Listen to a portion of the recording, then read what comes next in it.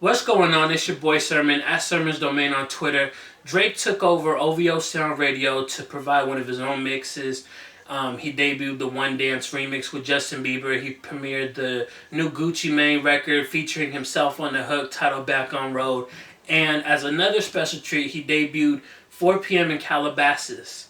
It's the latest in his time and location series, the 4th installment.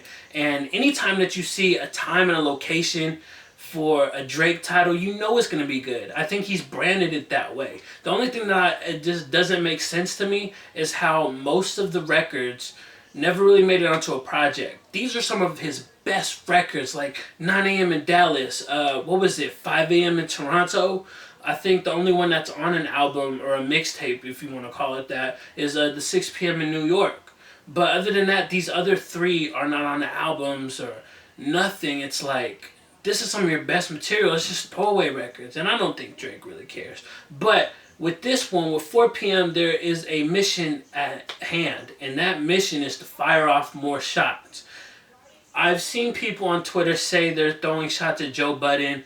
And the only way to know that is to have listened to his podcast.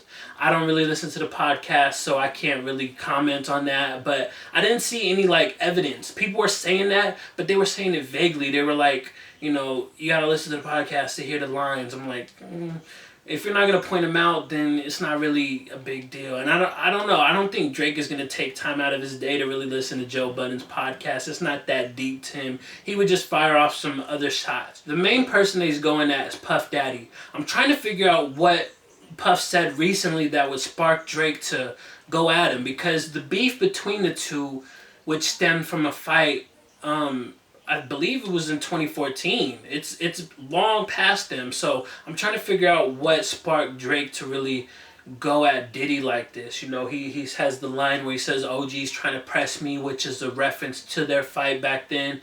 And then he does this, he does the laugh that you can hear from Puff's Can't Nobody Hold Me Down, the ha ha ha ha ha, that type of laugh. So it's aimed at him. And then there's other lines, scattered throughout. He said, just total the hits and see what you find. You SWV, cause you weak and I'm always on your mind.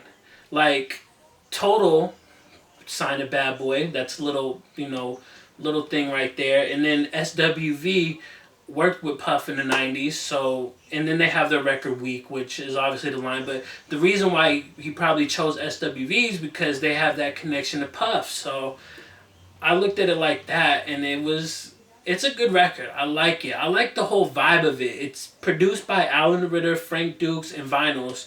And I love them as a combination because they've produced records in the past. All of them have produced for Drake in the past. And whenever they get together, it's good. And I like the fact that if you're going to go at somebody, you kind of go with their style.